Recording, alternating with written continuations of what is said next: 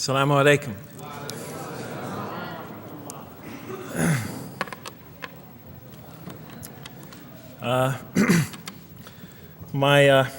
I've come from the University of Kansas.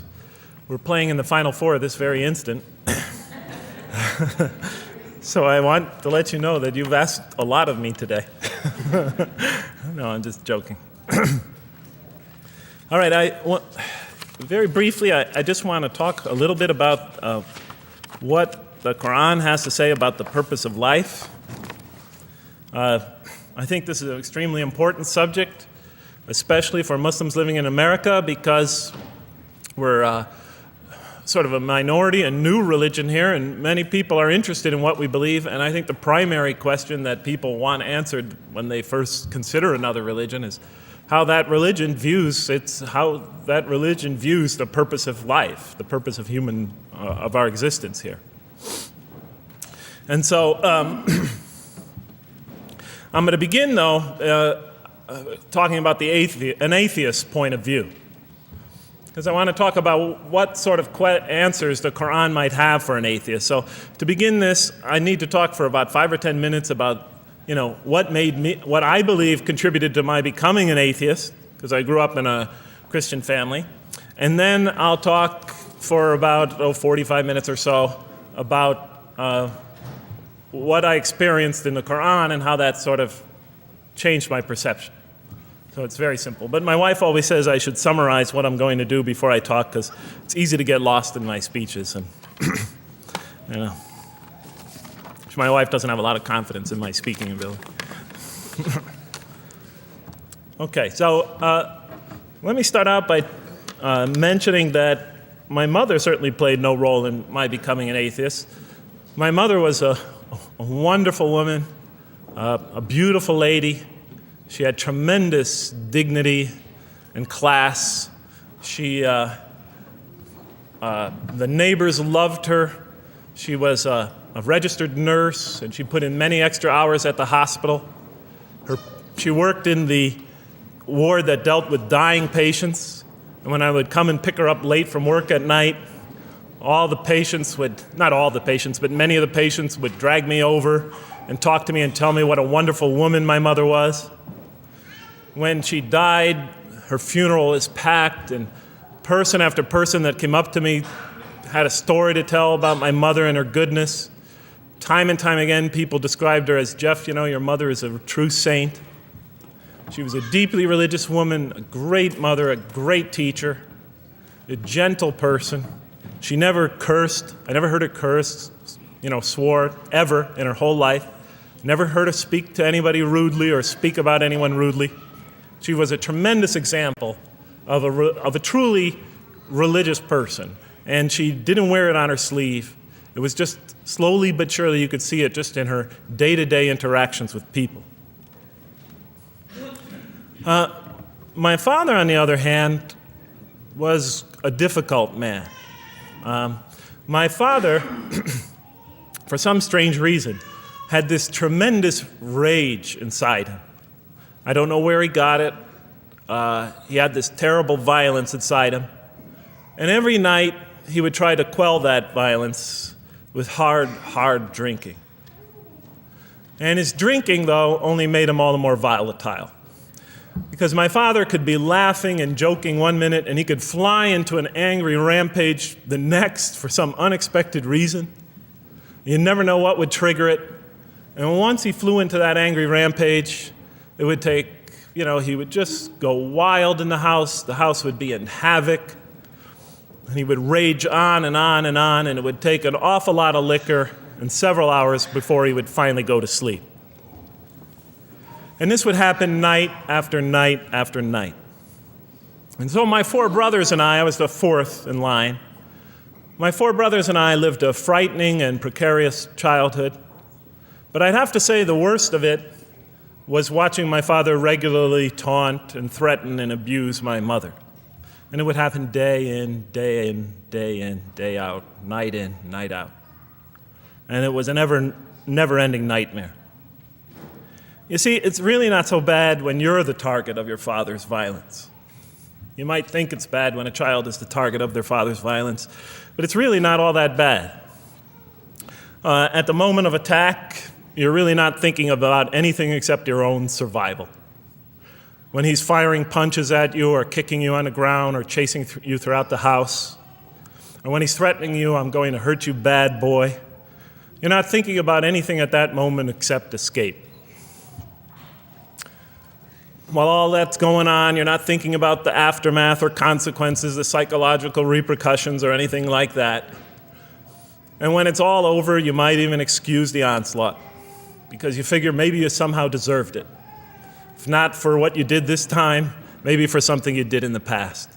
You could always put the blame on yourself. But a far worse fear is the terror that overcomes you when you watch your father go after your mother. Because she's the only source of warmth and kindness, of love and protection that you know. And if he were to take that away, from a little boy's standpoint, then you've lost everything. But far worse than the fear is the guilt, and it comes over you from several directions. First of all, there's the guilt that comes at you upon you from the growing antipathy you have towards your father. Because we're taught to love and respect our parents, and we are born with this natural bonding attachment to them.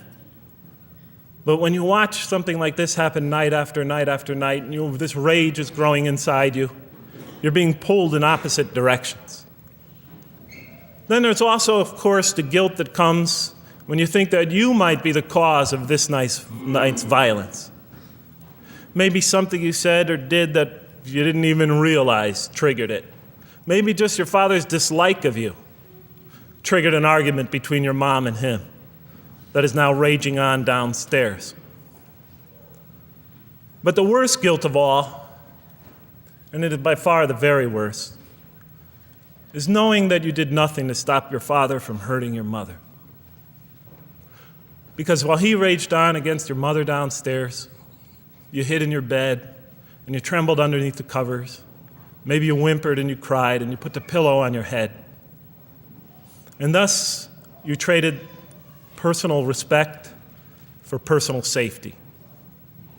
And with each such incident, you come to realize with ever greater and greater clarity, you come to realize your own weakness, your own impotence, your own incompetence, your own worthlessness, your own cowardice. And the hate grows and festers inside you, not only for the man that you call father, but for yourself as well. It is a terrible, terrible thing to make a young boy choose between his mother and himself. It is extremely unfair. I noticed that tomorrow there's going to be tomorrow morning, a lecture about spousal abuse given by Dr. Shaheen Rizwan. I hope you'll all attend it. I think it's a very important subject. When I was little, I used to daydream about life without my father. I just wanted the violence to go away. I wanted not to be afraid anymore. I felt like I was trapped in a bad dream and there was no way out. And so I prayed to God again and again and again to remove my father from our lives. But he was always there, and very soon I began to wonder if God really was. I could not fathom why God would subject my mom to such lifelong punishment. I could not imagine what great sin she must have committed, or that we, her children, must have committed to deserve my father. I didn't have the maturity to sort out such questions, but I had enough fear and anger to provoke them. I was too young to see the wisdom in allowing my mom to suffer the violence and abuse of my father. I was too young to understand why God would let innocent children tremble night after night after night in their beds, fearing that they might not see their mother the next morning. I was too young to see how the mercy of God could even extend to my father with all his terrible failings. All I could see in my world was chaos and violence and fear, and so it became easy for me to question the existence of God, and I began to do that at a very early age. I'll even say that the turmoil of the 60s and 70s, that's the age when I was a teenager, and the late 60s, early 70s, only reinforced my skepticism.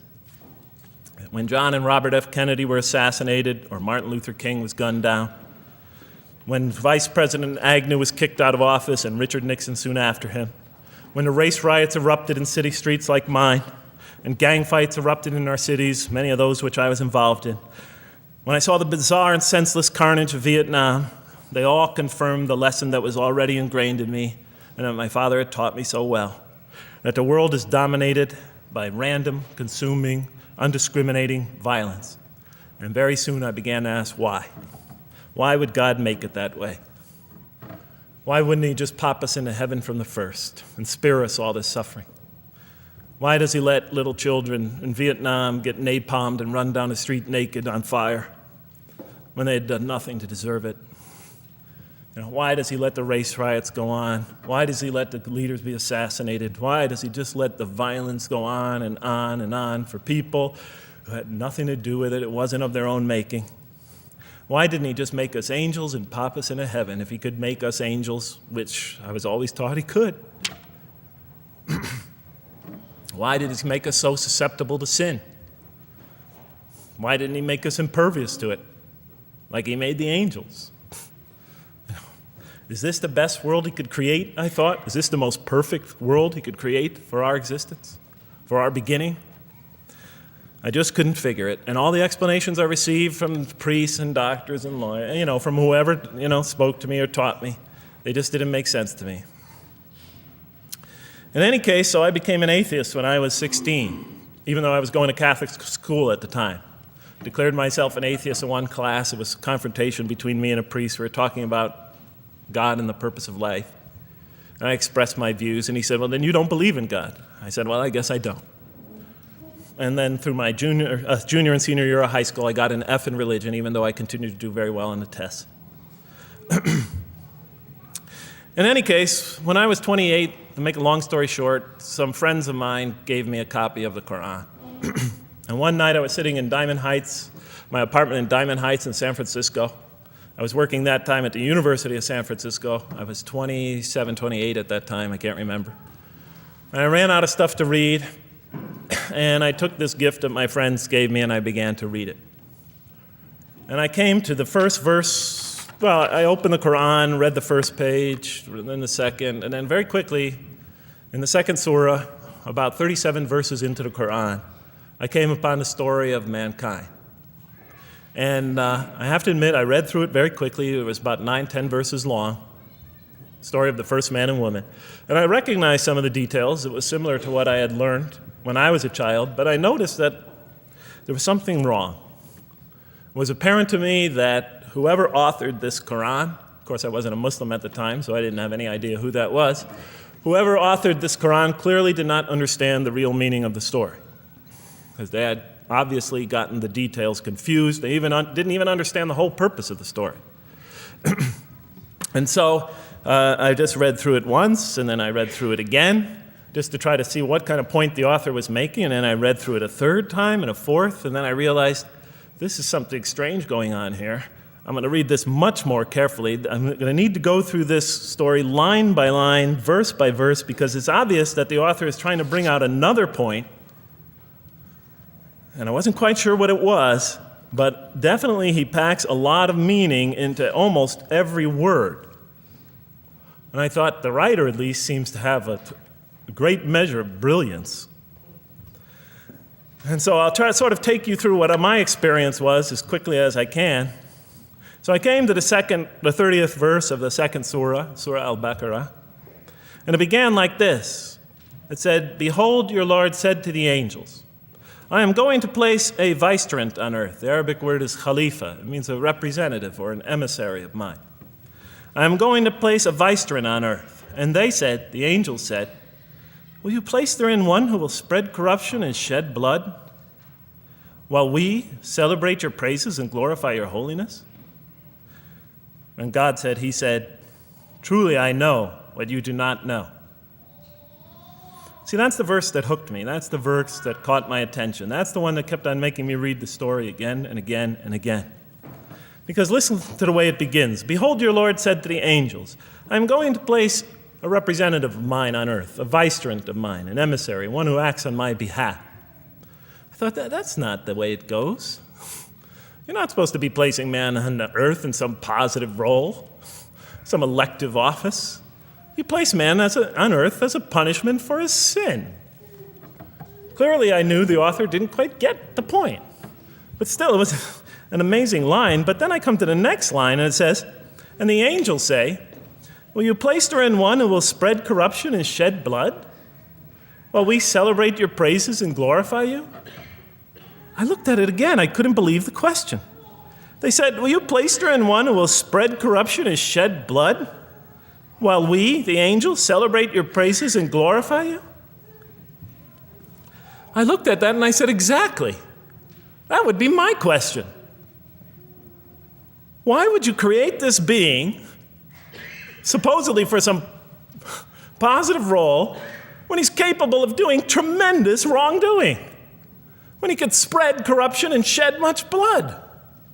Why would you create this violent and pernicious creature when you could create angels? As the angels clearly say, well, we, the angels, celebrate your praises and glorify you. They were asking one of the most fundamental questions in the entire history of religion.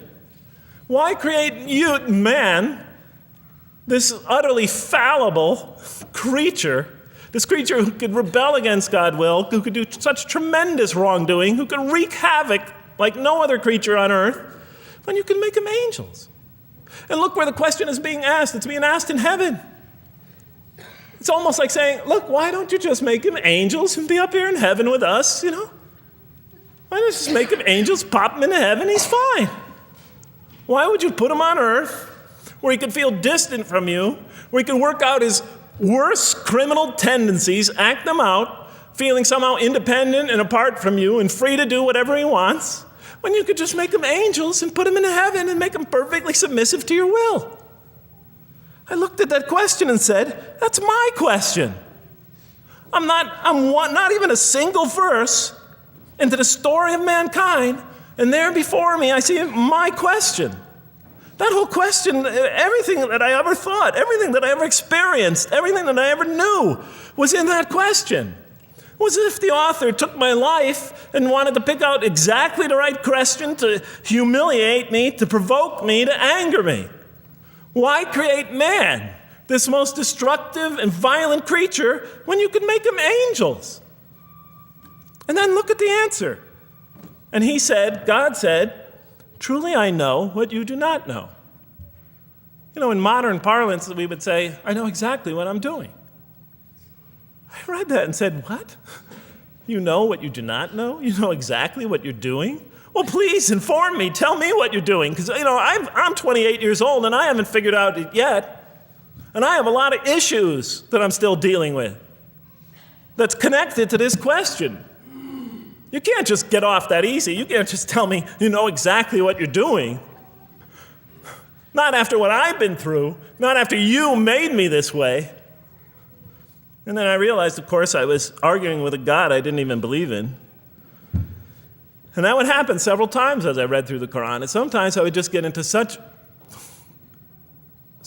agitated by what I read, I'd start arguing with this voice that I'm reading before me, that's calling to me.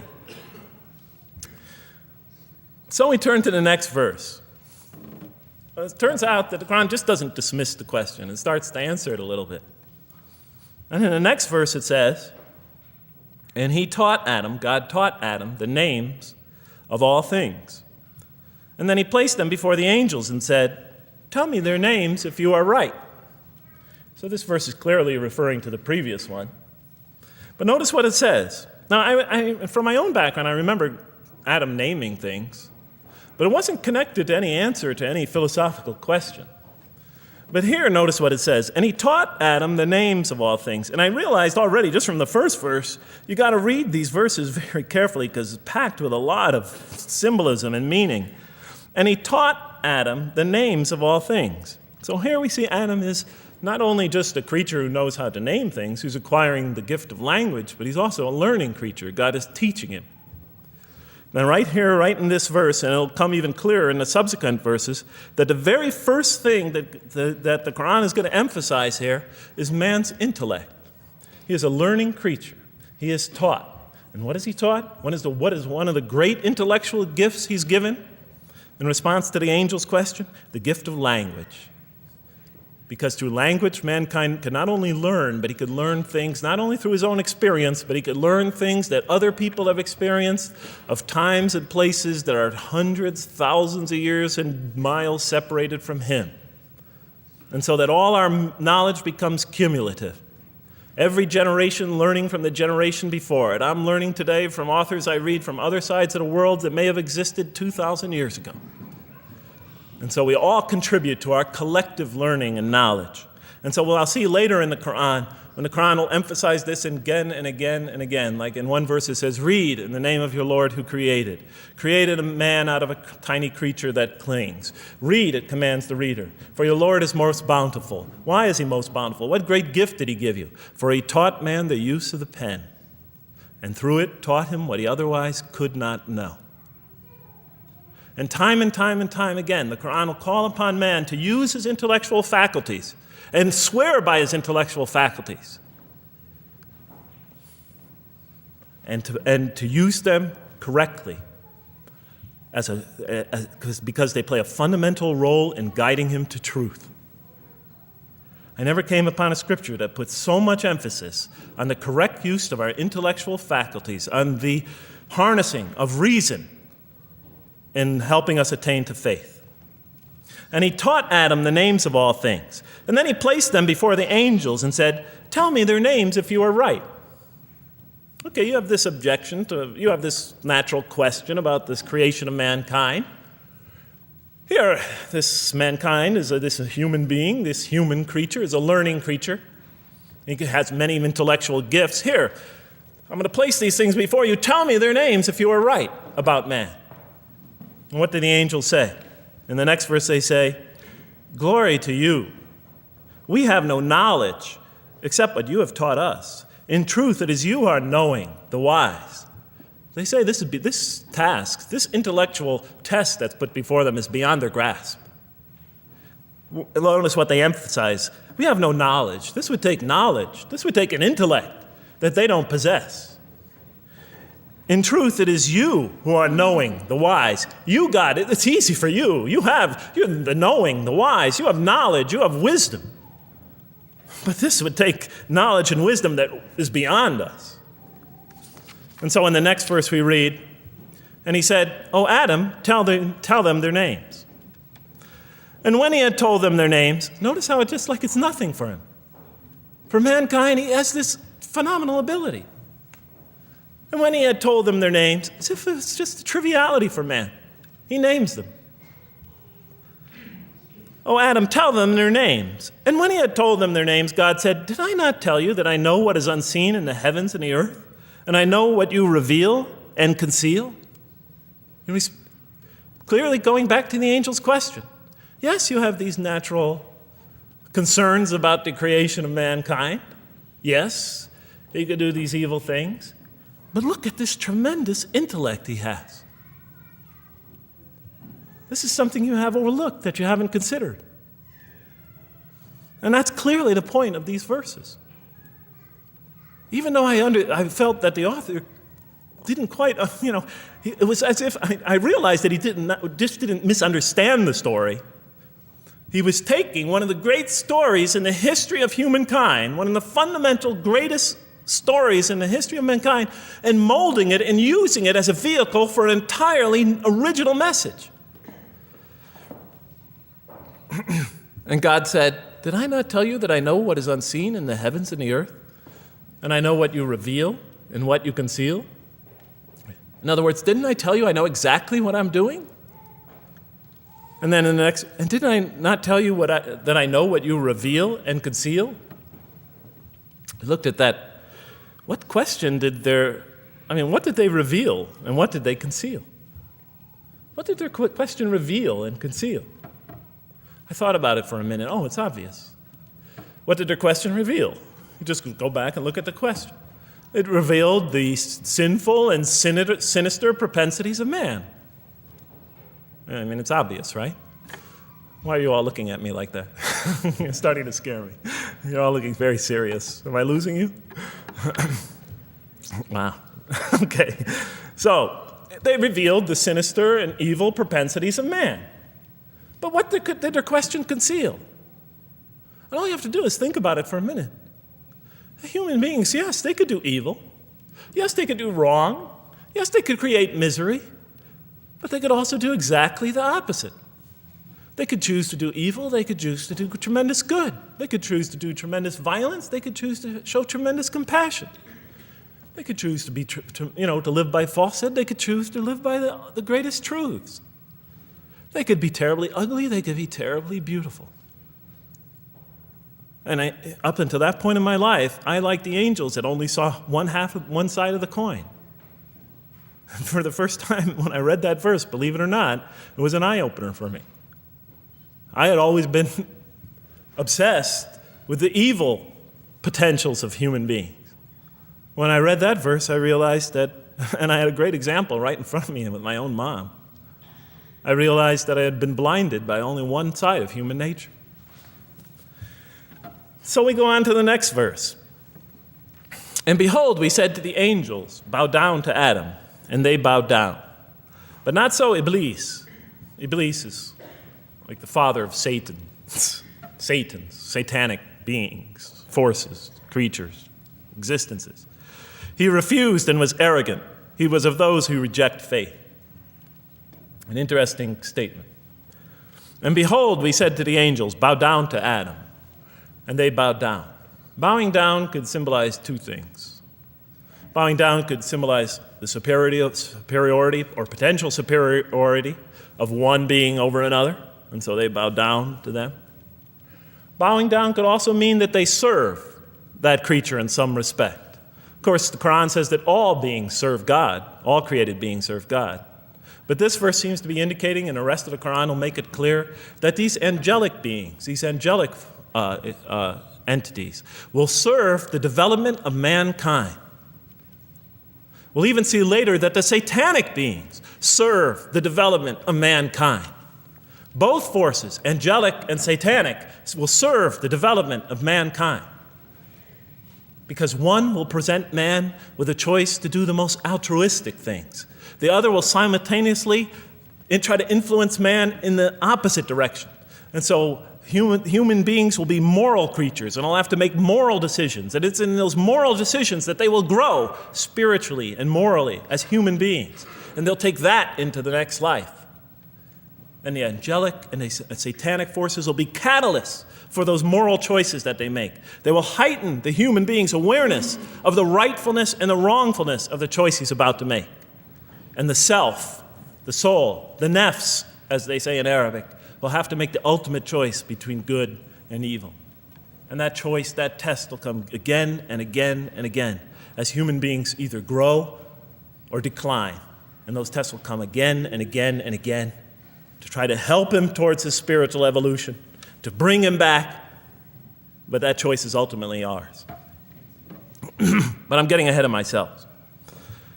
And so we said to the angels, bow down to Adam, and they bowed down. But not so Iblis. Iblis is Satan, this rebellious force, this evil prompter, the one who whispers into the human heart. He comes into being. And with the introduction of Satan, we have the introduction of evil, that evil influences on human beings. And notice why Iblis does not bow down. He refuses because he was arrogant. You know, we often hear what's the root of all evil? In the West, it's always money, greed, etc. Here the Qur'an seems to be saying that the root of all evil is not always material wants. It's not always money, it's not always greed. At the heart of evil is arrogance, putting yourself above all others, of assigning to yourself special priority and neglecting the rights of others, of pride and arrogance and envy, the source of evil. He was of those who reject faith. I looked at that verse and I said, okay, I get why you would create angels, to sort of influence man in a positive direction. But why in this story now are you introducing Satan? What sort of role was Satan play? And then, of course, you just think about it for a minute and you say, yes. The story is telling us that on one hand, we have these magnanimous urgings come from one direction. On the other hand, we have these satanic urgings coming from another direction. In other words, the Qur'an is telling us that man is not only a learning creature, but he's a moral creature. He has understanding of right and wrong. And God infuses those, allows those influences to come to him. Man is not only an intelligent being, but a moral being. And so, the Qur'an is not all that difficult to understand. You just sort of read it, I found, and you just sort of follow your nose through it and see what it's saying. I'm sure, as most of you in this audience know. Okay, so we see that man is not only a learning creature, but he is a moral being as well. There's another verse in the Qur'an that says, by the soul and that which whispers into it, or which breathes into it. It's morality, it's immorality, and it's God consciousness. Both of these we are under the influence of. And God allows us to be under the influences of. He creates us to be exposed to both influences. And then the verse says, truly he is successful, who causes it to grow. Causes his soul, his self, his real self to grow. And truly he is lost, who stunts it, who disallows, who destroys his personal growth. So mankind is not only an intellectual being, but a moral being. And we said in the next verse, O Adam, dwell you and your spouse in the garden, and eat freely thereof what you wish, and eat freely thereof what you wish.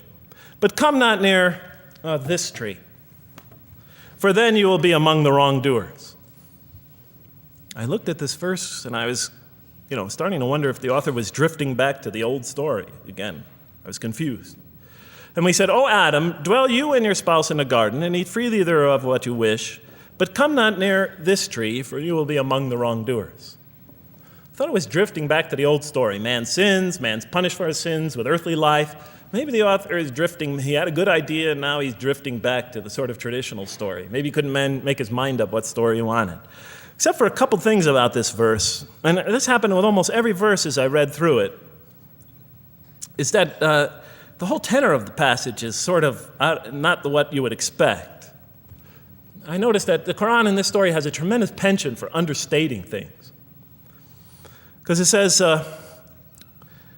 and said to Adam, dwell you and your spouse in the garden, and eat freely thereof what you wish, to Adam and his spouse. But come not near this tree, for you will be among the wrongdoers. I mean, there's no sense of God being threatened by the possibility of man eating from the tree. In this story, we don't see in this verse, we don't see that God is nervous at the prospect, that he's threatened by the prospect, that he's anxious about it.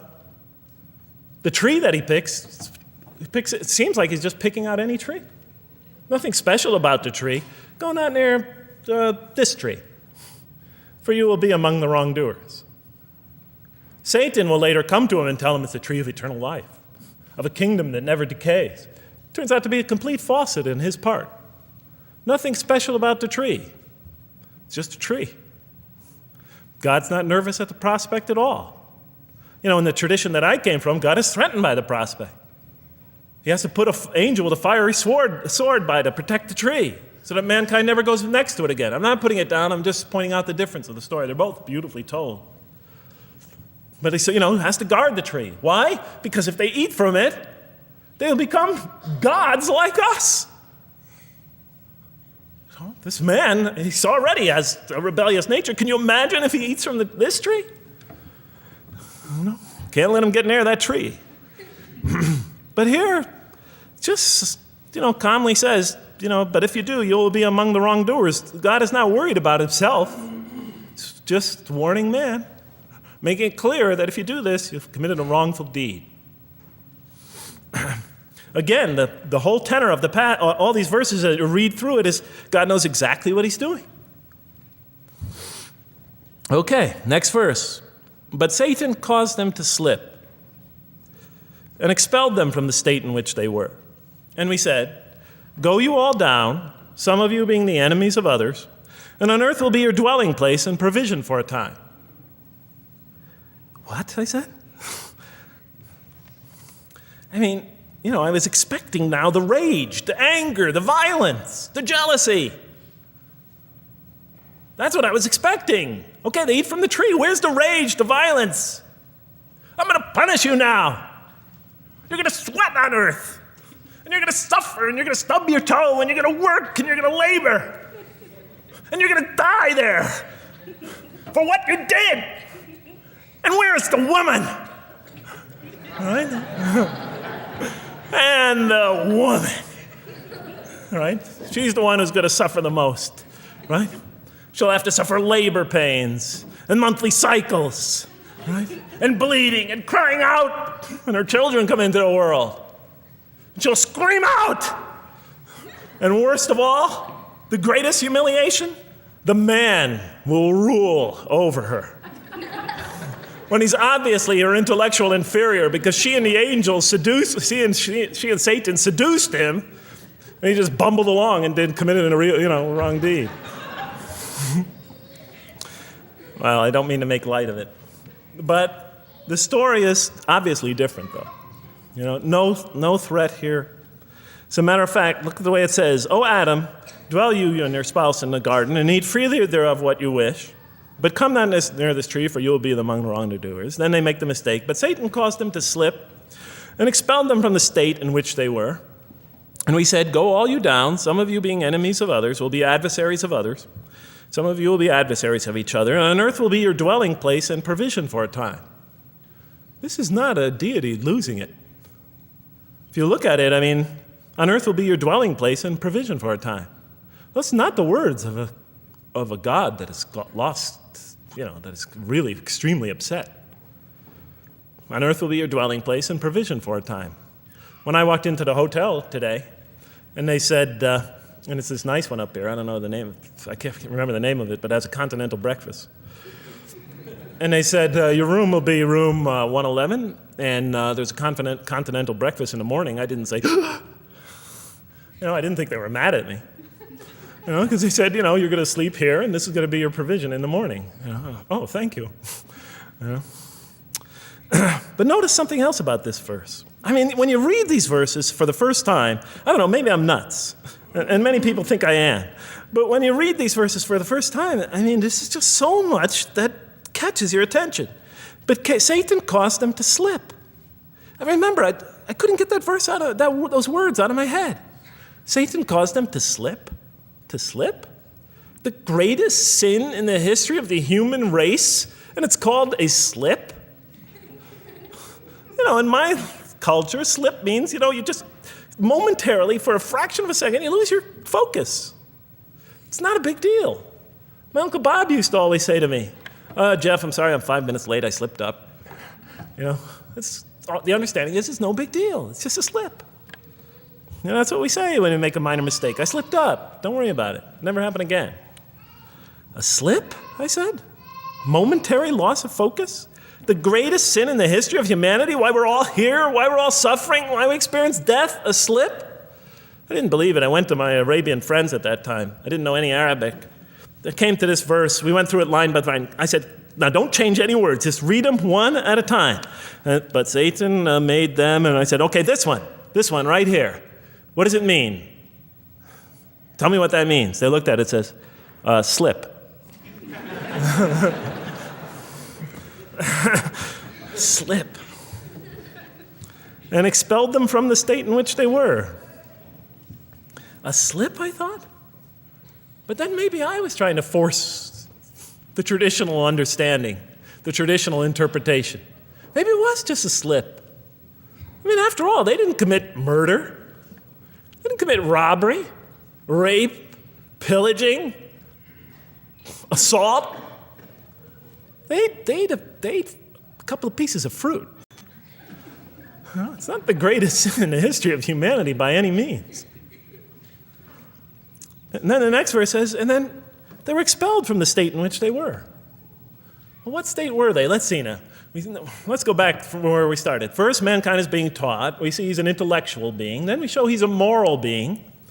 Moral being means he's a being that's going to have to make choices. And then God gives him this choice. It's not a huge deal. It's not the gravest sin in the history of humanity by any means. It's minor by any standards. They make it, though. We see that God originally intended to put man on earth as his vicegerent. We see a period of preparation where he's being prepared intellectually, where he's growing as a moral creature. When does God finally put him on earth? What signals that he's ready to begin? He makes his first independent choice. It's not the worst deed in the history of humanity. It's minor on anybody's scale, but it shows that mankind is ready to act on his own, to be his own, to make his own choices, that God has empowered him to make choices, and he's ready to make them and carry them out and see them most often to their expected ends, if God wills. And that seems to be the only real significance of it. But I thought, maybe I'm getting this wrong. Maybe God just blows off into an angry rampage the next verse. So I look at the next one and it says, and then Adam received words from his Lord. And God turned to him mercifully, for he's oft returning, ever merciful. Well, if I had any doubts up till now that God is not enraged by what this has happened, that God hasn't prepared mankind for this choice, for what was eventually going to happen, that all this was preparation for mankind to begin his earthly sojourn in this famous allegory. If I had any doubts before now, I had them, certainly didn't have them after reading this verse. This verse is entirely consoling, reaching and merciful, reaching out to mankind in mercy. Mankind goes to earth. He's obviously afraid. He obviously feels remorse. He's in an unfamiliar environment. And what does God do? He turns to him. He turns to him. In Arabic, the word has the meaning of like a father turning towards an infant or a child or somebody, or a parent, a mother turning towards her child. And he turns to him mercifully, and for God is oft returning, ever merciful. And Adam receives words from his Lord. What kind of words? Probably words of consolation, words of hope, words tell him not to be scared. And in the next verse, we see those are exactly the type of words that Adam receives. He says, go down, Adam and his spouse. Go down from this state, all of you together. Repeating that again, just so that we know that this is not a punishment here. Go down from this state, all of you together, and truly there will come to you guidance from me. And whoever follows my guidance has nothing to fear, nor shall they grieve. It is an emotional picture. This young couple is here, in fear and in shame, feeling remorse, and God reaches out to them and turns towards them and tells them, you have nothing to fear, nor shall you grieve. I know this is tough for you, but you've been prepared for it up till now, through your entire existence. It had to happen. This is a necessary stage in your development, in your growth, but just hang in there, follow my guidance, be true to me and I'll be true to you. I'll guide you, I'll help you, I'll do whatever you need. Just follow my guidance and you have nothing to fear, nor shall you grieve. Okay. So I was impressed. I thought this author, whom I didn't know, I thought was extremely brilliant. Because the story is entirely coherent, but it's bringing out entirely new meaning. And it's stressing some things in the human equation that I would never have normally thought of. Actually, I thought these sort of things argued against the existence of God. Here, the author was using them to say, look at these. These play a fundamental role in the purpose of life. What? Intellect. Human beings have intellect. Right. In response to the angel's question, they are moral creatures, and they are subjected to evil and angelic promptings. And they have to choose between them again and again and again throughout their existence. And their growth, which the Qur'an talks about frequently, is going to depend on that. We're here to grow, as we will see. But it emphasizes choice. Human beings are creatures of choice. It also emphasizes suffering. Suffering. Hey, that's pretty nice writing. It also emphasizes suffering. Human beings are going to suffer here on earth. That's the first thing that the story mentions. Spread corruption and shed blood? Havoc, suffering, pain? Yes, these three things play essential roles somehow, the story is saying, in our development on earth, in our very purpose of our development. These are the three things we've always had the most trouble grappling with, all theologies have. Why give us intellect if it leads us often to challenge in our minds the existence of God? If we can't reconcile the existence of God with our minds, with our reason, why give us choice if we can choose to do wrong? Just make us angels. Why let us suffer so on earth? Just pop us into heaven. And here the Qur'an is telling that these play essential roles in our attaining of faith. Not only these, of course, it also mentions guidance, God's forgiveness, revelation, etc., angelic forces, satanic temptation. It mentions all these other things as well, but these three essentially really caught my attention. I never expected that these three things would be emphasized. And so as I read through the Qur'an, I looked, anytime I saw anything that seemed to relate to this, I would write down notes and underline it. And I would walk up and down in San Francisco with my pen as I'm walking, because I like to walk about 7 miles every day, and I'd be underlining. My friends would always say, "Jeff, what book are you reading?" And I would lie to them. I'd tell them, "Oh, it's a great novel or something." I didn't want them to know that I was reading the Qur'an. I think they thought I was going nuts. But in any case, so very quickly, I was wondering, does the Qur'an really emphasize reason? Does it really emphasize choice? Does it really emphasize suffering? How much more time do I have, Madam Speaker? 35? 25, okay. I'll do the best I can. So let me just try to indicate to you as I read through the Qur'an, and I'll try to get through this quickly because you guys look tired. And I know you're interested to find out how that basketball game is turning out. Let's see, does the Qur'an really emphasize reason as essential to human growth, to this experience we're having on earth, to our very purpose? And the answer is definitely yes. So much so that even Western Orientalists, people who wrote against the Qur'an, said that this is a major feature of the Qur'an, a feature that you cannot miss. Henri Lemens, writing in the early part of this century, one of the famous Orientalists, who wrote very much against Muslims, hoping to unseat them from their religious belief. He wrote, "The Qur'an," and this is his quote, "is not far from considering unbelief as an infirmity of the human mind." Unbelief is, he thought, and he was saying it mockingly, is like, you can't think straight.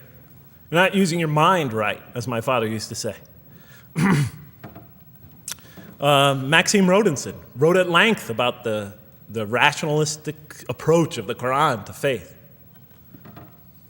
And this rational tone of the Qur'an is one of its most salient features, beyond doubt. I'll just give you a few quotations.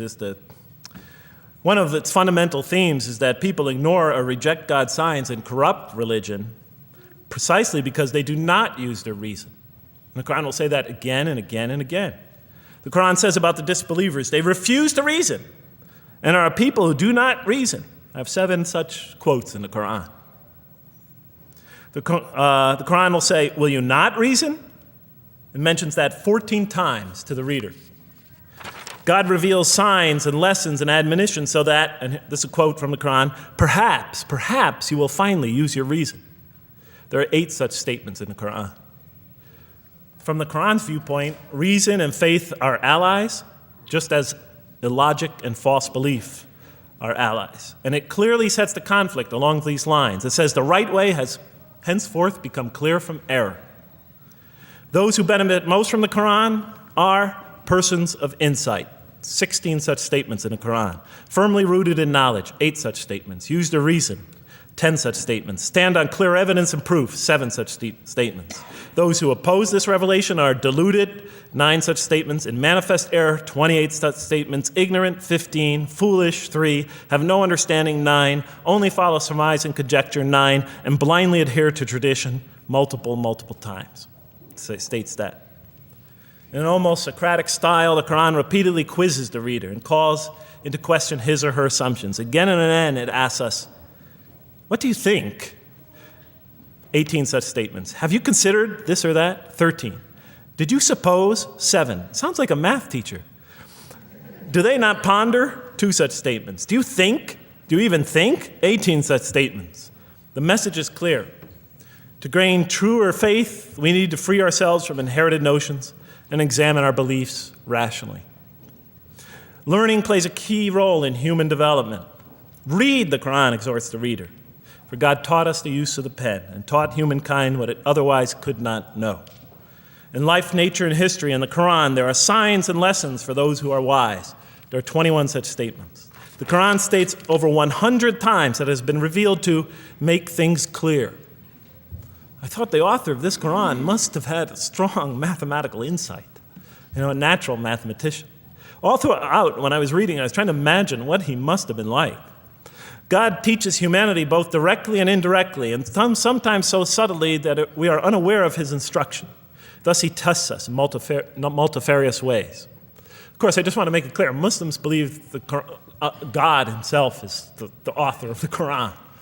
Sometimes I give this speech and people come away and ask me, Jeff, who is the author of the Qur'an anyway? But I didn't know. So I was just trying to figure it out. Repetition is indicative of the importance given to certain ideas. It should be observed that the Arabic word for knowledge in the Qur'an, ilm, appears 854 times in the text in its various forms. It's one of the most frequently occurring words. So the Qur'an really does put great emphasis on reason in our spiritual quest. Does it put great emphasis on choice? Well, here's what it has to say. Let there be no compulsion in religion. The right way is henceforth clear from error. It's a choice, and it must be freely made. And it's a choice between correctness and error, between right and error, between reason and falsity. Had God willed, he could have indeed guided you all, it says in the Qur'an. I went, why not, I thought. Why not just guide us all? Why let some of us choose to go this way and that way? The Qur'an was constantly provoking me as I read it. Do not the unbelievers know that had God willed, he could have guided all mankind? Oh, do not the believers know that had God willed, he could have guided all mankind? Okay, I'm an unbeliever, I thought. Tell me, why didn't you guide all mankind? If you want us to be in conformity of your will, just make us that way. And if we had so willed, we could have given every soul its guidance. Why did you let us be creatures of choice? Just program us to do the right thing. Never make a wrong choice. Had God willed, he could have made us all one community. He could have made us clones of one another. But he didn't. It wasn't part of his plan. Enlightenment has come from your Lord. He who sees does so to his own good. He who is blind is so to his own hurt. It's your choice. It says it again and again in the Quran. Remember when I was reading this, I was a disbeliever. And this scripture is constantly reminding me, it's your choice, Jeff. It's no compulsion in this. It's your choice. It's up to you. You're probably not reasoning correctly here. Think a little harder. Come on, try. It's just a few more steps. And whoever is guided is only to his own gain, and whoever is stray, I am only a warner. It's your choice. We have revealed to you the book with the truth for mankind. He who lets himself be guided does so for his own good. He who goes astray, it's to his own hurt. It's his choice. There are many, many such references. I'll stop there. But you get the point. The Quran clearly emphasizes that choice plays a key role in our development. But what about suffering? Suffering's the biggie, right? That's the real major question. What does the Quran have to say about suffering? Because every religion deals with suffering in a different way. It's either something you have to be saved from, and so some religions stress salvation, or it's something that you have to sort of transcend through meditation and training so you can sort of not feel it so much, get above it and beyond it. Some religions see it as primarily punishment. Some of the more ancient religions see it as the result of the precarious and whimsical, control of many gods working against each other, playing with human beings. Different religions have dealt with it in different ways. But almost all of them, I would indeed say all of them, have sort of seen it as something not so good. But let's see what the Quran has to say about it. Something to be avoided, to transcended, to be saved from. The Quran says just the opposite. You are going to experience it. You will suffer in this life. And it plays a fundamental role in your development and your growth and in what you are to become. This scripture didn't just say you're going to experience it. It said you should embrace it. You should struggle through it. Your life should be a struggle, it says. It should be a jihad. Yeah, right?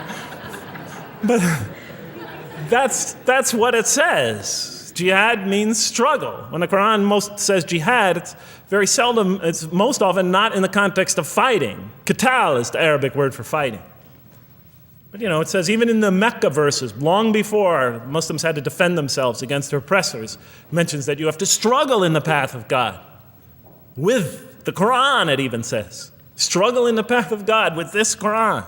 Life is a struggle. It says in one verse, most assuredly we will try you with something of danger and hunger and the loss of worldly goods, with the loss of your lives and the fruits of your labor. Most assuredly we will try you.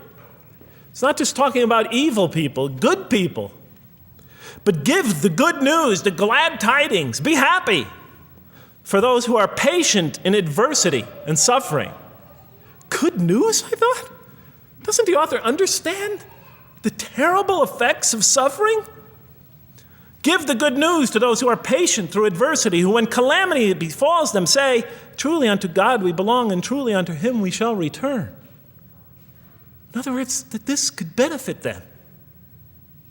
It was a remarkable statement. Here's another one. Do you think that you can enter paradise without having the like of those who passed away before you? And the next verses start to explain these people were good people who suffered terribly.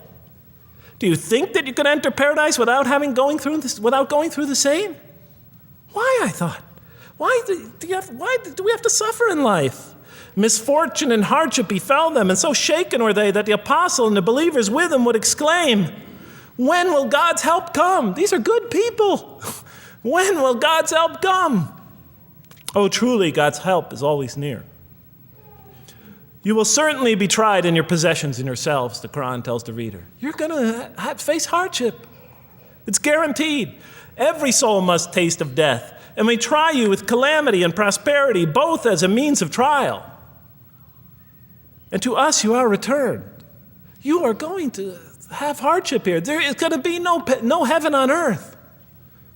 This environment is made to be an environment of adversity. It is made to be an environment where you have to work, where you have to struggle, where you have to strive. And it plays a key role. Oh man, truly you've been toiling to your Lord in painful toil, but you shall meet him. You're toiling, yes, but you shall meet him. We certainly created man to face distress. What, I thought? We certainly have created man to face distress. You made us to face distress? Does he think that no one has power over him? Sometimes people get, so down, they just think, this can't be a God. Look how I'm suffering. He will say, I have wasted much wealth. Some people just become totally devoted to worldly aims. Does he think that no one sees him? Have we not given him 2 eyes to see with, a tongue, and 2 lips to communicate with, to learn from by communicating? Can't he see around him? Can't he tell from communication with other people? Haven't we pointed out to him the 2 conspicuous ways? What are the 2 conspicuous ways? But he attempts not the uphill climb. One of them is the uphill climb. And it says this is the way you should be pursuing. And what will make you comprehend the uphill climb? It is to free a slave, or to feed in a day of hunger, an orphan nearly related, or the poor one lying in the dust. Then he or she is of those who believe, and exhorts one another to patience, and exhorts one another to mercy. You have not attained to faith until you struggle the uphill climb. It's telling us. You should pursue the uphill climb. What is the uphill climb? Reaching out to your fellow man who suffers. To feed the poor one. To help the poor soul that's lying in the dust. And all over the world there are people in that state. And we watch the news as if it's just entertainment. And the Quran tells us this is something you should involve yourself in. That is the road that you should travel. It describes a successful life as an uphill climb. Well, I can see I'm running out of time, so I'm going to have to tie this up in about 15 minutes, I guess. But definitely the Qur'an emphasizes these three elements in the human drama. But as I read through it, I couldn't see how it all fit together. I mean, why didn't God just... Why? Why do we have to experience these? What purpose do they play? Just pop us in the head and beam us up, I thought. Well, one thing, like I mentioned before, the Qur'an will repeatedly emphasize that we're here to grow and to learn. And I'll give you 4 or 5 quick verses because I know you're tired. It says, Our Lord, and raise up in their midst a messenger from among them, who shall recite unto them your signs, and that shall teach them the book and the wisdom, and who shall cause them to grow. We have to learn wisdom in the book, and Revelation in particular, and who shall cause us to grow. And we have sent among you of yourselves a messenger to recite our signs to you and to cause you to grow. Truly God was gracious to the believers, this is in the 3rd surah, when he raised up from among them a messenger from themselves to recite his signs to them and to cause them to grow. It is he who has sent among you who has sent among the unlettered people a messenger from among them to recite his signs and to cause them to grow. These are all distinct references. Just 2 more. There are many more. And the soul and that which breathed into it, its immorality and its God consciousness. He is indeed successful who causes it to grow. And he is indeed a failure who stunts it. And in the 92nd surah, Surah Al-Layl, it says, Far removed from it will be the righteous who give his wealth that he may grow. So the purpose somehow is to grow. We're in a growing, learning, developing experience. We weren't just created when we came into the world. This is actually a stage of our creation.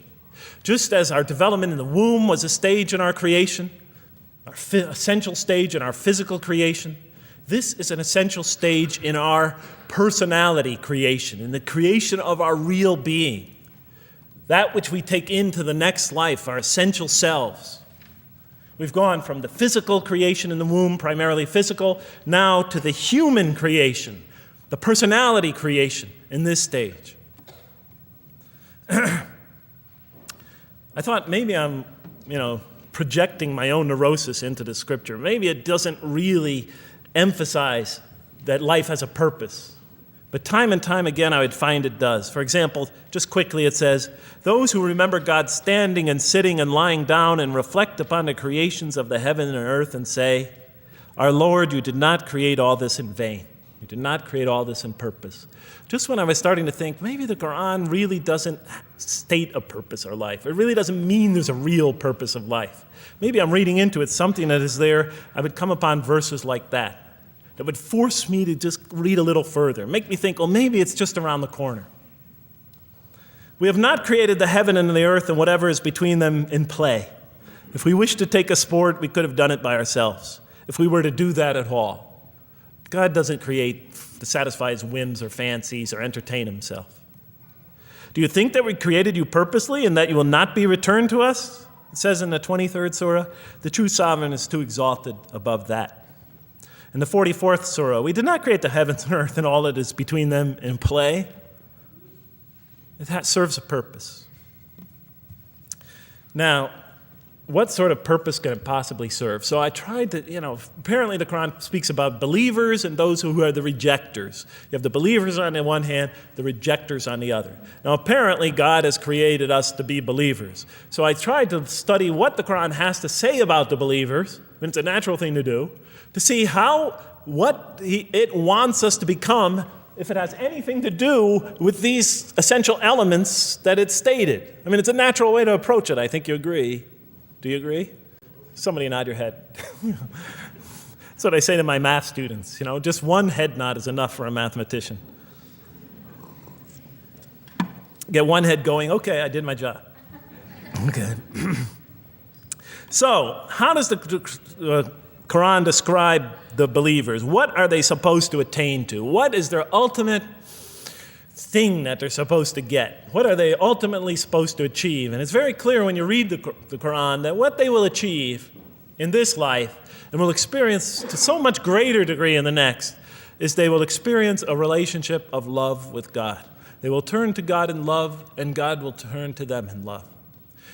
In the Quran, God's mercy, compassion, forgiveness, kindness, beneficence, warmth, generosity, all the things we normally think associated with God are freely given to all mankind. But when the Quran speaks of God's love, we would normally think of that as God's love. But when the Quran speaks about God's love, it's talking about something very special. His love is always presented as a relationship between two. If we do not turn to God in love, then we just receive His mercy, forgiveness, kindness, beneficence, warmth, generosity, all those wonderful nurturing things, His nurturing, and we reject it. And so we never really experience that love because we never really turn to it and open ourselves up to it. It is always there for us, but unless we enter into that relationship, that love, that give and take, that relationship of love is never develops. We reject it, and that's what the word kafir means. It means to reject, to turn your back, to ignore, to throw a gift that someone gives you behind your back. And so the Quran tells us that the believers will experience this sublime relationship of love. It says, "Yet there are men who take others besides God as equal, loving them as they should love God, but those who believe love God more ardently. Say, if you love God, follow me, and God will love you and forgive you your faults, for God is the forgiving, the merciful. O you believe, if any from among you should turn back from his faith, then God will assuredly bring a people he loves and who loves him." And throughout the Quran, I'll mention time and time again that God loves the believer. God loves this type of person. God loves that type of person, and so forth and so on. So it's quite, and I'm trying to pick the speed up here, so you'll have to excuse me for that. But it is apparent from the Quran that one of the purposes of creation, maybe the essential purpose of the creation, is to produce from this subset of humanity that will freely enter a relationship of love with God. They will not only experience the beauty of other relationships in their lives, but this love that they will experience with God is the sublime experience that they will enjoy. Not only in this life, but infinitely greater in the next, when all the distractions, all the masks are stripped away. Okay, I thought, you created us to love you, for us to turn to you in love and to experience your love, to receive and experience your love. But why do you need these? Just pop us into heaven, love us, and make us love you. Program us to love you. You'll make my dog love me. Do the same sort of thing. I kept on coming back to the same issue. Just do it. Okay. Still couldn't see it, and I was almost through the Quran, and I thought either I'm dumb or this scripture just never really got to it. Okay, so I didn't give up. I thought, okay, what's the next natural thing to do? Okay, so we're here to develop this relationship of love with God. The Quran tells us that, if we are believers and we do good, we'll experience great joy and peace in this life, not only through our relationship with God, but through complementary relationships with all the people around us in this world will be a one for us of peace and serenity, even though we have to struggle and survive and suffer. But I couldn't see, how this all tied in with this suffering business and why he couldn't just put us into heaven. So what's the next natural thing to say? Okay, so we're created to have this relationship of love with God, to enter this relationship, to experience and receive all that he has to offer us. So the natural thing to do is to study the two partners in that relationship. What does the Quran have to say about us, the believer? What does it ask of him and her? What does it require of them? And then what does the Quran tell us about God? And then is there some essential nexus, some essential connection between them, and does it have anything to do with these? Because if the Quran doesn't show that, then the essential link that links all this together, that pieces it all together, is missing.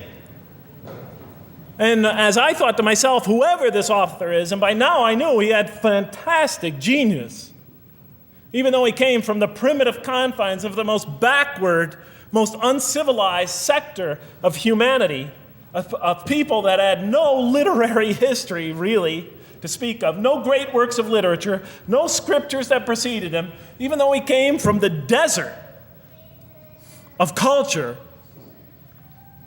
even though this came out of that environment, and the mind behind it had to be tremendously and phenomenally genius to come out of that surrounding and produce something like this.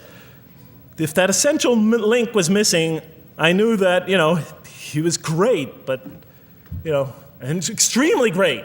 But, what do you expect? How could anybody answer those questions? Nobody in the history of humanity has been able to answer them. Okay, so I thought, first I'll see what the Qur'an has to say about the believers. What does it require of them? Then what it has to say about God, and see if there's some essential link. Are you following me? You're giving me the note. Get off the stage. Okay, I'll do my best. It's a deep subject. We're almost done. Bear with me a few more minutes. I'm sorry, really. I know Siraj Wahaj, when he gives these sort of speeches, he always says, okay, I'm finishing up now, and then 10 minutes later he says, you thought I was telling you to do I won't say that, but just give me a few more minutes. Bear with me. Okay, quickly. What does the Qur'an ask of the believers? From the Qur'an's many exhortations and its descriptions of acts and types of individuals loved by God, it's not difficult to compose a partial list of things that the Qur'an wants us to do, which it calls good deeds, time and time again. To believe in God, to have faith in God, to have a relationship with God, and to do good. So what does it describe as these good deeds? Well, as I read through the Qur'an, it says that, can I take this away? Remember, intellect, choice, suffering. It says we should show compassion. Show compassion. We should be merciful. I have the references here, but just excuse me, I'm not going to list them all. We're running out of time. We should be forgiving. Forgive others. We should be just. We should protect the weak and defend the oppressed. Defend the oppressed. We should seek knowledge and wisdom. Knowledge, wisdom. Bear with me, ladies and gentlemen.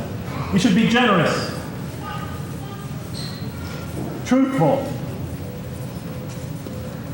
and we should be peaceful. And we should love our fellow man. Love others. I'll just give you one verse because I know we're running out of time, Madam Speaker. Truly those who believe and do good will the most merciful endow with love. And to this end we have made this scripture easy to understand in your own tongue, so that you might convey a glad tiding to the God-conscious and warn those given to contention. To this end, we have made this easy to understand, so that we'll learn to love others. Okay, that's all I'll say about that. I would like to say a lot more, but I don't have time. Now, what does the Qur'an tell us about God? You have to realize I'm just about through with the Qur'an here, my first time reading it. And now I was really caught. I searched my head. What does the Qur'an tell us about God? It tells us nothing could be compared to him. That he's outside anything that we may compare to. That our definitions do not encompass him. That our reason cannot comprehend him.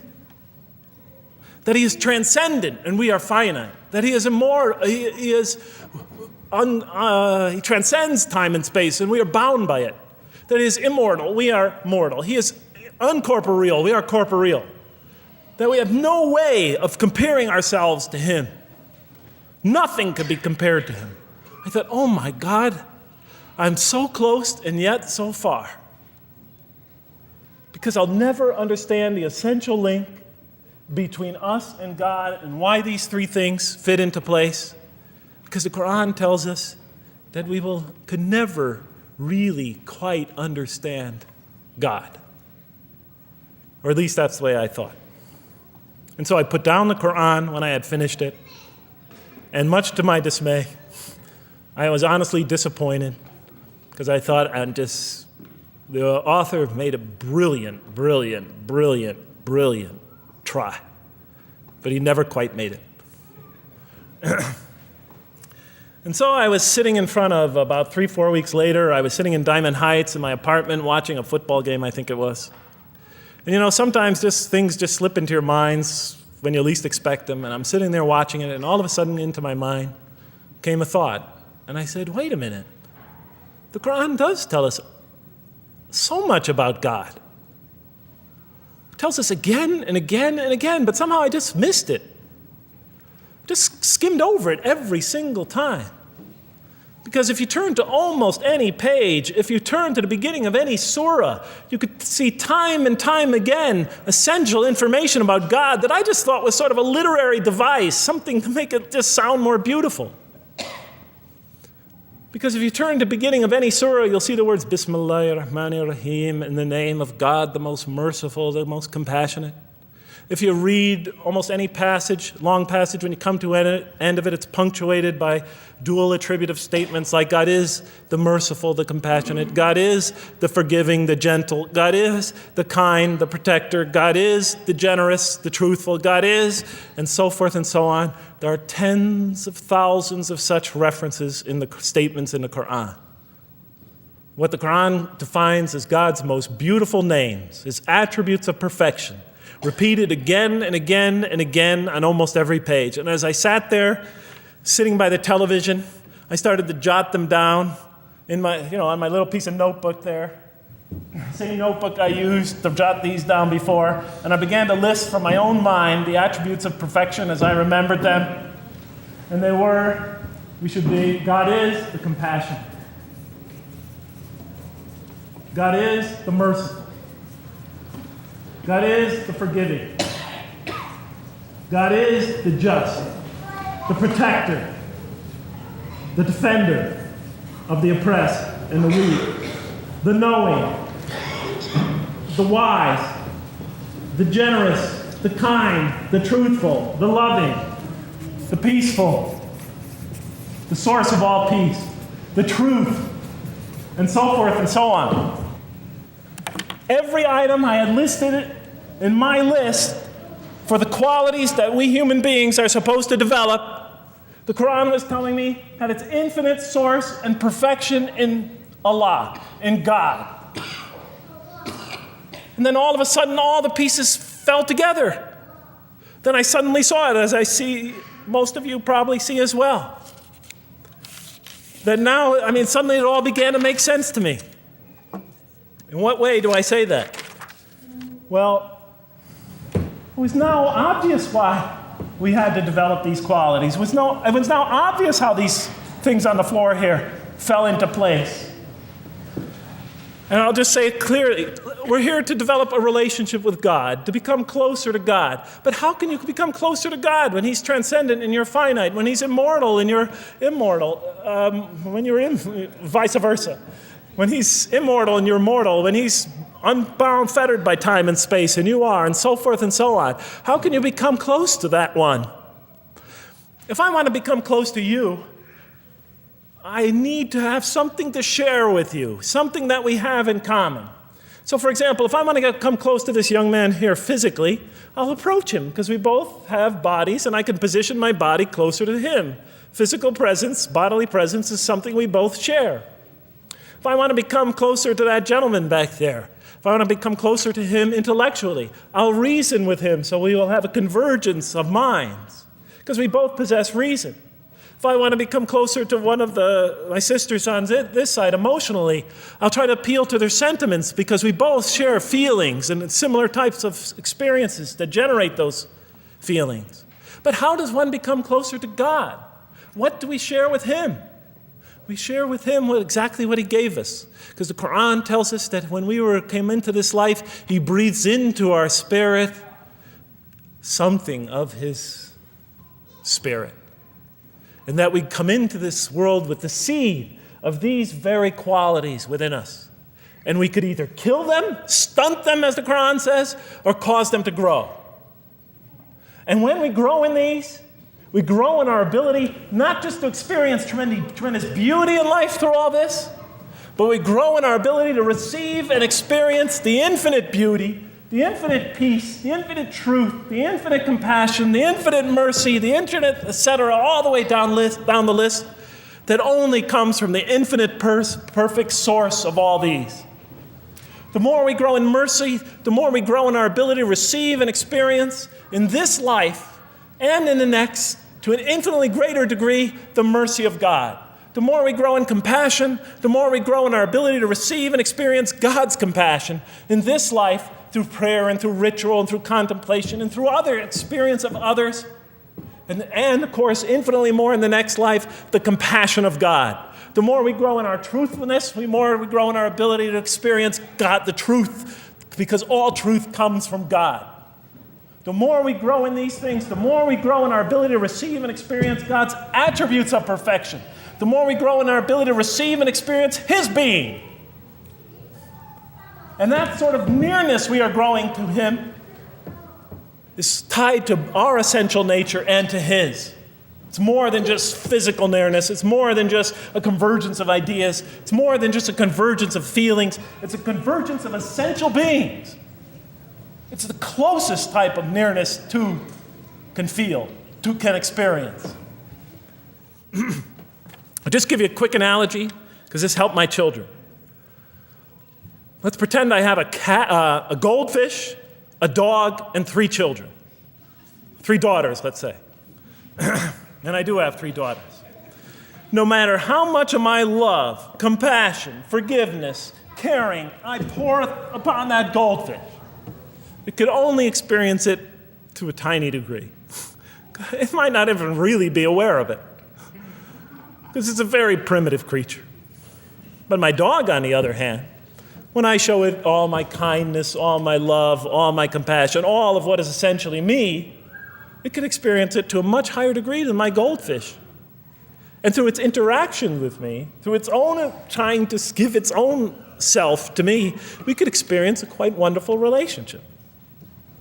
But my children, especially as they grow older and go through their own experience and their own development, could receive and experience all the love and the compassion and the forgiveness and the caring and the generosity and the protection, everything I have to offer. They could experience my being to a much higher degree than my dog ever can.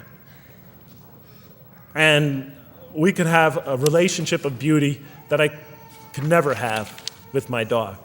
As much as I love animals, having had 3 daughters, I know that the relationship that you have with 3 beautiful daughters could never even come close. No other relationship could approximate that. Of course, my relationship with my wife is also extremely beautiful, and she might hear this. And she's a wonderful woman, really. I mean, she's the source of so much beauty. But, okay, Madam Chairman, I am ready. So that seems to bring it all together. So now, I thought, wait a minute. That doesn't explain this. Why the intellect? Why the choice? Why the suffering? I thought, you almost had me, this Qur'an. You almost duped me. You almost tricked me, seduced me into accepting this philosophy. But wait a minute. What about intellect, choice, suffering? Why do we have to experience these? Why couldn't you just programmed us to be merciful, compassionate, forgiving, etc.?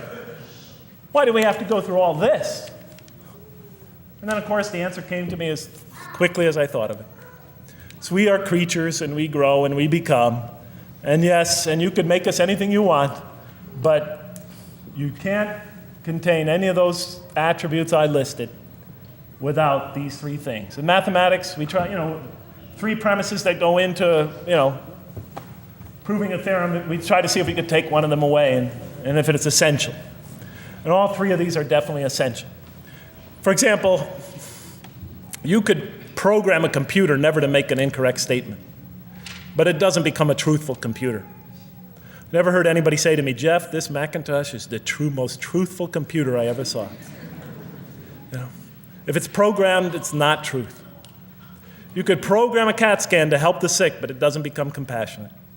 Never heard a doctor say, Jeff, if you want to see a compassionate CAT scan, you come right over here. Right?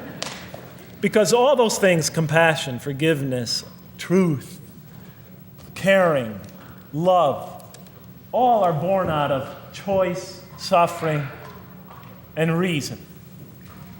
In order to do a compassionate deed, when we consider reaching out to someone in compassion, that person, first of all, that's inconceivable without the presence of suffering, an environment where there's suffering. And when we decide to help them or not, we reason in our minds, what is this going to require of me? It's going to require some suffering on my part, some of my giving of myself. And without that mental process, it doesn't become a compassionate deed. And if it isn't by choice, it's not a compassionate deed. It's that choice that makes it compassionate. Same thing with truth. Truth is a choice between telling the truth or not telling the truth. Oftentimes we tell it when we're at risk to our own personal loss. The more suffering that might come out of that choice, the greater is the truth behind it, the greater an act of truthfulness. And all the time we have to weigh the consequences of that choice. If I tell the truth there, my teacher's going to give me an F. If I don't tell the truth, I might get an A. We weigh it in our mind. Last example, the famous wedding vow. Do you take this woman to be your wife in sickness and in health, for richer or for poorer, until death do you part? What are they asking us? Do you knowingly make this choice, understanding full well what's at stake here? That it might involve richness but poverty, health or sickness, that suffering's going to be involved until death. Once a young lady told me, you never really loved me. Because when the growing got tough, when things got hard, when we hit rock bottom, when my life fell apart, you just got up and left. And she was right. And she understood full well that that's what love is all about. It is through giving and suffering together and hanging in there with each other and not bailing out and persevering through suffering, making that choice and knowing what you're doing. All those three things are essential. So it's very easy to see why the Qur'an stresses these. For in order for us to grow in these, I dropped it, we have to have these. And that's why it's very easy to see, ladies and gentlemen, why the Qur'an, 30 seconds, Madam Chairman, why the Qur'an talks about sin as self-destruction. The Qur'an says when we sin, we commit, the Arabic word is dhulm, or zum, however dialect you have. Dhulm against ourselves. We oppress, we destroy ourselves. Because when we don't grow in these, when we grow in the very opposite of these, we are literally destroying ourselves. When we grow into the things that are antithetical to these, we are destroying our natures and will not allow ourselves to receive and experience the beauty that could be in store for us this life and the next. It's like coming into this world and developing in the womb none of the physical things you need to experience comfort and joy and peace and happiness on a physical level in this life. It's as if you're coming into this life and you've destroyed yourself physically somehow in the womb, and you came into it and you had nothing to protect you from the cold, from the heat, from the harshness of the elements, from germs, from disease, nothing to protect you, nothing to satisfy, give you the ability to satisfy your thirst or your hunger, nothing for you to experience any physical comfort. This is all that matters as we go into the next life. If we don't develop these through our relationship with God, our very purpose of our being, then we will experience terrible suffering in this life, worse than if we came into this life in a physical state that didn't avail us of any of the comfort of this life. And so it'll be worse than fire. It'll be worse than endless fire. It'll be worse than the worst hell we could possibly imagine. So the Quran tells us, that yes, when it talks about heaven and hell, it's used very powerful symbolic language, but what it essentially is telling us is imagine the greatest joy and wonder and peace and serenity you could ever experience, and that's what's open to you on the one end. But on the other end, imagine the most terrible suffering that you could possibly bring on yourself, and you could also do that to yourself as well. And it'll be worse than anything you could have ever imagined. And it's the Quran tells us that God says on the day of judgment, I did not harm you in the least. You destroyed yourselves. And it could say that in total objective truth. And that's why the Quran, well, I think I'll leave it at that because Madam Speaker is about to shoot me. I still have other things to talk about, but I want to find out how that basketball game is going. So thank you so much for listening to me for so long. And may the peace and mercy of Allah be upon you all. I didn't mean to try to scare anybody at the end. That wasn't my goal. I was just trying to make a point. And may the peace and mercy of God be upon you all. Thank you so much. Assalamu alaikum.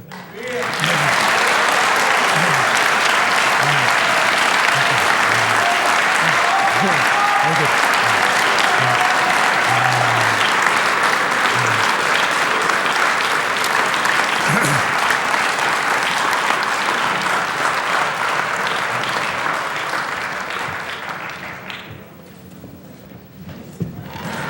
All right, we'd like to thank Dr. Lang for that very heartfelt, very long presentation. I have a few things to say before you all leave, so just be patient with me for a second.